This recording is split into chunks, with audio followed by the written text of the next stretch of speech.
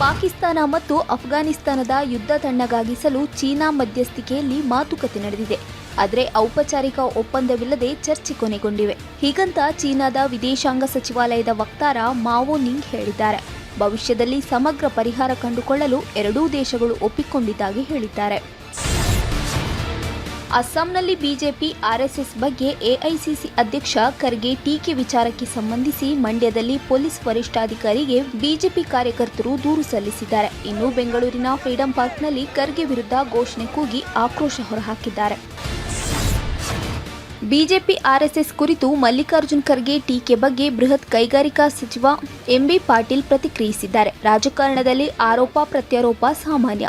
ಬಿಜೆಪಿಯವರು ಬೆಂಕಿ ಹಚ್ಚುವ ಕೆಲಸ ಮಾಡ್ತಾರೆ ಎಂದಿದ್ದಾರೆ. ಬಿಜೆಪಿಯವರು ದೇಶಕ್ಕಾಗಿ ಯಾವುದೇ ಹೋರಾಟ ಮಾಡಿಲ್ಲ, ಬ್ರಿಟಿಷರ ಏಜೆಂಟ್ಗಳಾಗಿದ್ರು ಅಂತ ವ್ಯಂಗ್ಯವಾಡಿದ್ದಾರೆ.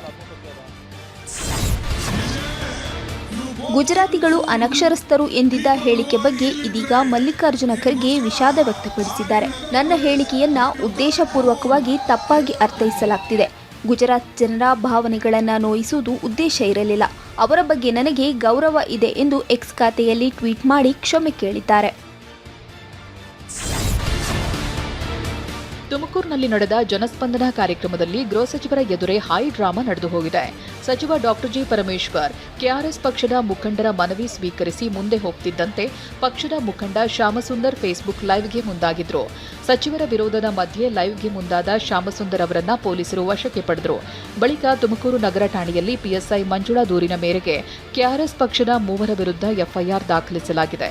ಸಾರ್ವಜನಿಕರ ಎದುರು ಗೆಳೆದಾಡಿ ಅಪಮಾನ, ಪೊಲೀಸರ ಕರ್ತವ್ಯಕ್ಕೆ ಅಡ್ಡಿ ಮಾಡಿದ್ದಾರೆಂದು ಪಿಎಸ್ಐ ದೂರು ನೀಡಿದ್ದು ಸೋಮಸುಂದರ್ನನ್ನ ಬಂಧಿಸಲಾಗಿದೆ.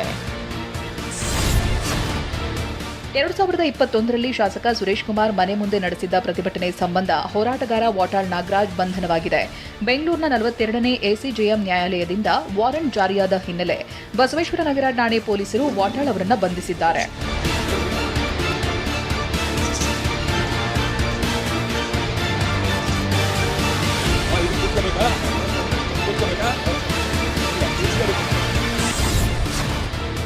ಕೇರಳದಿಂದ ಚಿಕ್ಕಮಗಳೂರಿಗೆ ಪ್ರವಾಸಕ್ಕೆಂದು ಬಂದಿದ್ದ 14 ವರ್ಷದ ಬಾಲಕಿ ನಾಪತ್ತೆಯಾಗಿದ್ದಾಳೆ.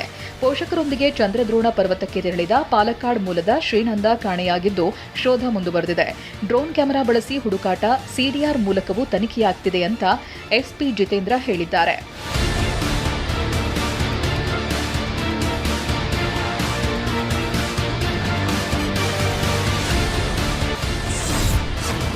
ಲಕ್ಷಾಂತರ ವಿದ್ಯಾರ್ಥಿಗಳು ನಿರೀಕ್ಷೆ ಇಟ್ಟಿರುವ ದ್ವಿತೀಯ ಪಿಯುಸಿ ರಿಸಲ್ಟ್ಗೆ ಕಡೆಗೂ ದಿನಾಂಕ ಮರುನಿಗದಿಯಾಗಿದೆ. ಏಪ್ರಿಲ್ 9ರ ಗುರುವಾರ ಮಧ್ಯಾಹ್ನ 3 ಗಂಟೆಗೆ ಫಲಿತಾಂಶ ಪ್ರಕಟವಾಗಲಿದೆ ಅಂತ ಶಿಕ್ಷಣ ಸಚಿವ ಮಧು ಬಂಗಾರಪ್ಪ ಹೇಳಿದ್ದಾರೆ. ಕರ್ನಾಟಕ ಶಾಲಾ ಪರೀಕ್ಷಾ ಮಂಡಳಿ ಅಧಿಕೃತ ವೆಬ್ಸೈಟ್ನಲ್ಲಿ ಫಲಿತಾಂಶ ನೋಡಬಹುದು. ಜೊತೆಗೆ ಮೊಬೈಲ್ಗೆ ಎಸ್ಎಂಎಸ್ ಮೂಲಕ ಫಲಿತಾಂಶ ರವಾನೆಯಾಗಲಿದ್ದು ಸಂಜೆ 6:15ಕ್ಕೆ ಸಚಿವ ಮಧು ಬಂಗಾರಪ್ಪ ಸುದ್ದಿಗೋಷ್ಠಿ ನಡೆಸಲಿದ್ದಾರೆ.